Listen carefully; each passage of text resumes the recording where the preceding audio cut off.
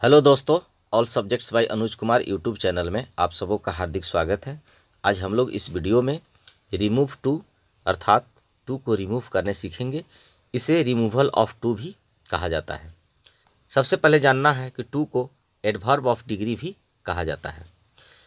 इस टू का शाब्दिक अर्थ भी होता है, लेकिन इस अर्थ में इसका प्रयोग नाउन या प्रोनाउन के बाद होता है। जैसे his father was to a painter, यहाँ पर इस टू का अर्थ भी होगा, जैसे उसके पिताजी भी एक चित्रकार थे। उसी तरह से नेक्स्ट सेंटेंस है he too had been to Ranchi, यहाँ पर टू का अर्थ क्या है? भी है, वह भी रांची गया था। तो इस तरह से हम टू को भी के भी अर्थ में प्रयोग करते हैं। लेकिन यदि हम लोग चाहें तो इस टू के बदले ऑल्सो का भी प्रयोग कर सकते हैं। जैसे मैंने यहाँ नोट में लिखा है, सेंटेंसेज में प्रयुक्त टू को ऑल्सो का प्रयोग कर हटाया भी जा सकता है। जैसे his father was also a painter, यहाँ पर टू के बदले हम ऑल्सो का प्रयोग कर दिए। उसी तरह से नेक्स्ट सेंटेंस है he also had been to Ranchi, यहाँ पर टू के बदले में क्या हो गया? ऑल्सो का प्रयोग हो गया। और ये दोनों सेंटेंस के सेंस में भी कोई परिवर्तन नहीं होता है। अब हम लोग सेंटेंस में टू को रिमूव करने सीखेंगे, अर्थात टू को रिमूव करने सीखेंगे। रूल नंबर फर्स्ट है, यदि sentences subject plus verb plus to plus adjective या adverb plus to plus verb one के नियम पर आधारित हो तो टू को इस प्रकार हटाया जाता है। अब एक सेंटेंस को देख लेते हैं। He is too weak to walk, इसमें हम टू को कैसे हटाए हैं? ही इज सो वीक यानी टू को सो में बदल दिए, दैट ही कांट वॉक। अब इसका कुछ पॉइंट लिखे हैं, इस पॉइंट पर थोड़ा सा ध्यान देना होगा। पहला पॉइंट है, सेंटेंस में प्रयुक्त सब्जेक्ट तथा वर्ब का प्रयोग ज्यों का त्यों किया जाता है, यानी जो भी सब्जेक्ट और वर्ब आएगा उसका भी प्रयोग हम ज्यों का त्यों करेंगे। टू को हटाकर सो का प्रयोग किया जाता है, मैंने टू को यहाँ पर हटा करके सो का प्रयोग कर दिया। सेंटेंस में प्रयुक्त एडजेक्टिव या एडवर्ब का प्रयोग भी ज्यों का त्यों किया जाता है, मैंने भी यहाँ वीक को ज्यों का त्यों लिख दिया। इसके बाद डैट का प्रयोग किया जाता है, मैंने भी यहाँ पर डैट का प्रयोग कर दिया। अब अगला पॉइंट देखिए क्या कहता है।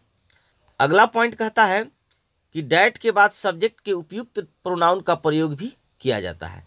अब इसमें जो भी प्रोनाउन आया है उसका प्रयोग हम ज्यों का त्यों कर देंगे। जैसे यहाँ ही आया है तो ही का यहाँ पर मैंने ही लिख दिया। लेकिन यदि आप चाहे कि सेंटेंस का अर्थ स्पष्ट न हो रहा हो तो अर्थ को स्पष्ट करने के लिए ज़रूरत के अनुसार one, I, he, she, ETC का भी प्रयोग आप कर सकते हैं। इसके बाद अगला पॉइंट है कि टेंस के अनुसार कैन नॉट या कांट, कुड नॉट या कुडंट का प्रयोग किया जाता है, परंतु प्रेजेंट टेंस में कांट तथा पास्ट टेंस में कुडंट का प्रयोग किया जाता है।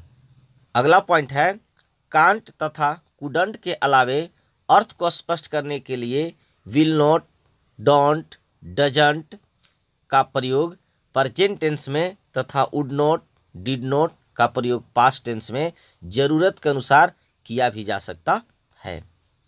अगला पॉइंट है, टू को हटाकर प्रयुक्त वर्ब का प्रयोग किया जाता है, अर्थात इन्फिनिटिव विद टू को इन्फिनिटिव विदाउट टू में बदल दिया जाता है।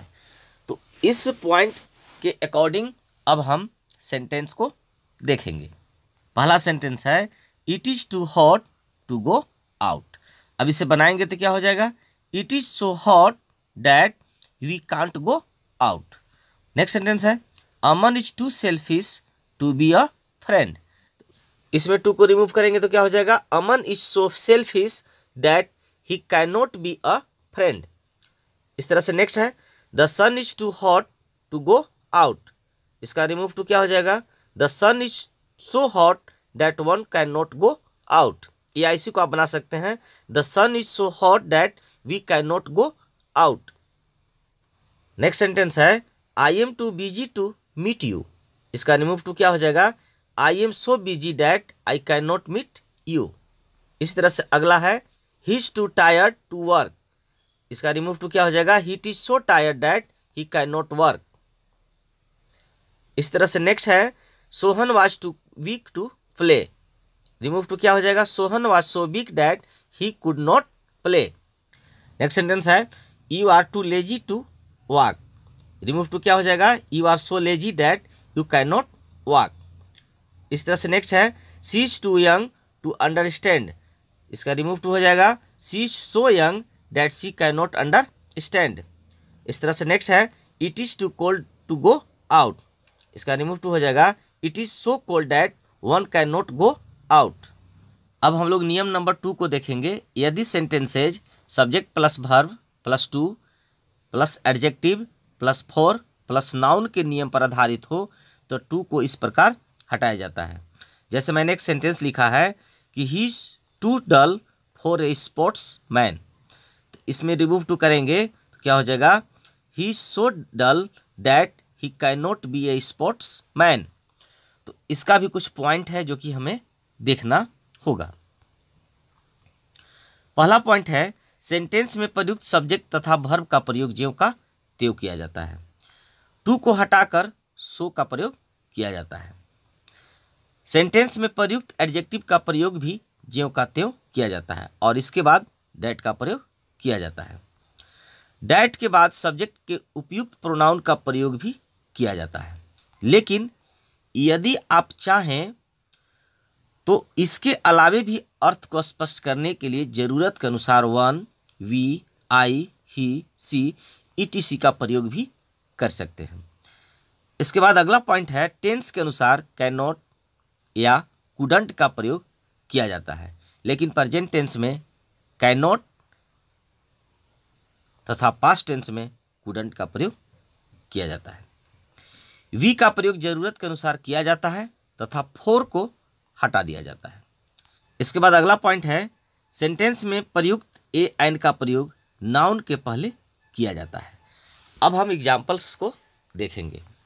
He is too slow to win the race, अब इसे बनाएंगे तो he is so slow that he can not win the race. Next sentence है he is too innocent for a leader, इसका रिमूव टू हो जाएगा he is so innocent that he can not be a leader.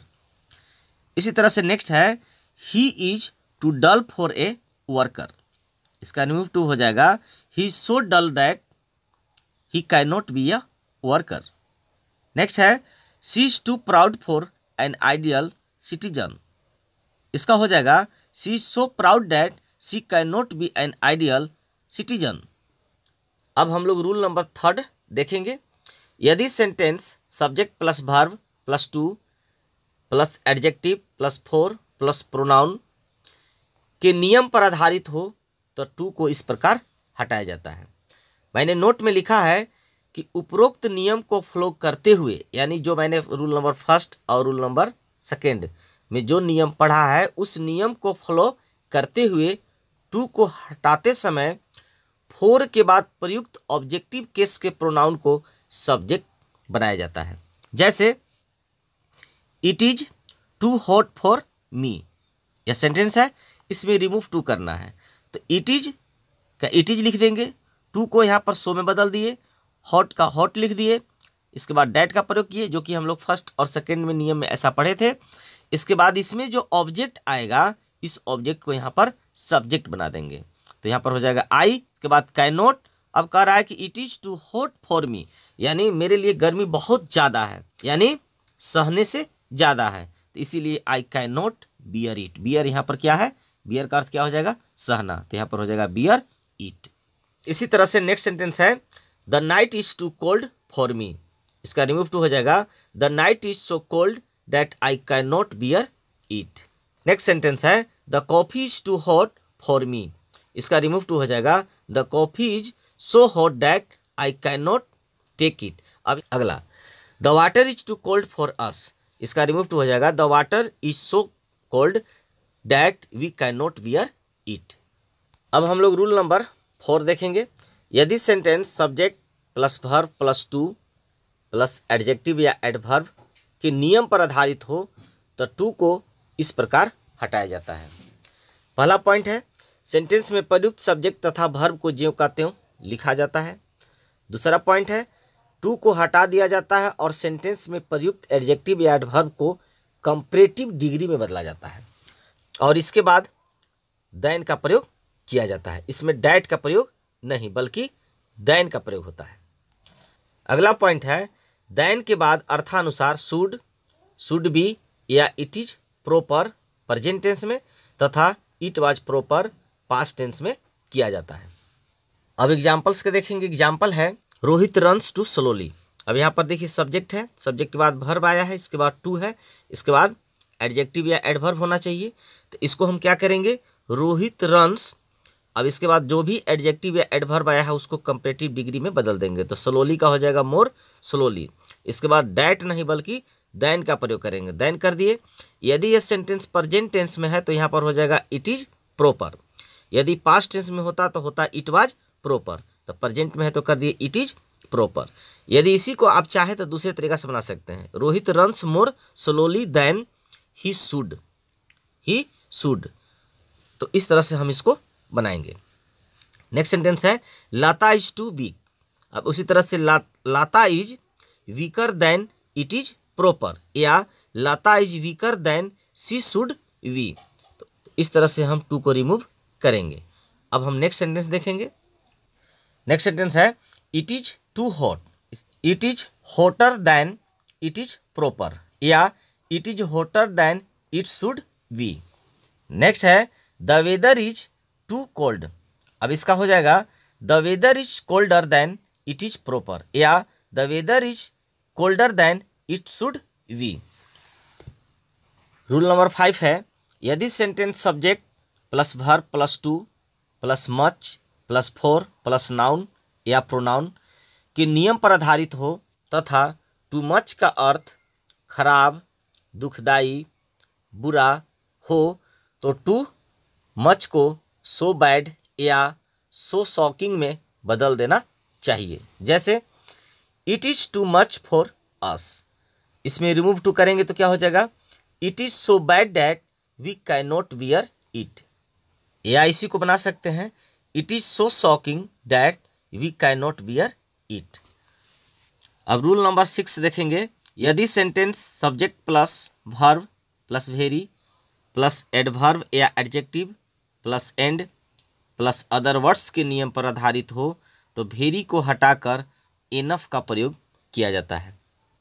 लेकिन सामान्यतः very का प्रयोग adverb के रूप में एडजेक्टिव के पहले होता है, जबकि एनफ का प्रयोग एडजेक्टिव या एडवर्ब के बाद होता है। जैसे he is very tall and can touch the ceiling fan. अब इसे बनाएंगे तो क्या हो जाएगा he is tall enough to touch the ceiling fan. Next sentence है the girl was very strong and could lift the box. अब इसको बनाइए तो the girl was strong enough to lift the box. इसी तरह से नेक्स्ट है the policeman was very brave and could catch the thief. अब इसे बनाएंगे the policeman was brave enough to catch the thief. दोस्तों आई होप आपको यह वीडियो पसंद आया होगा। Thanks for watching.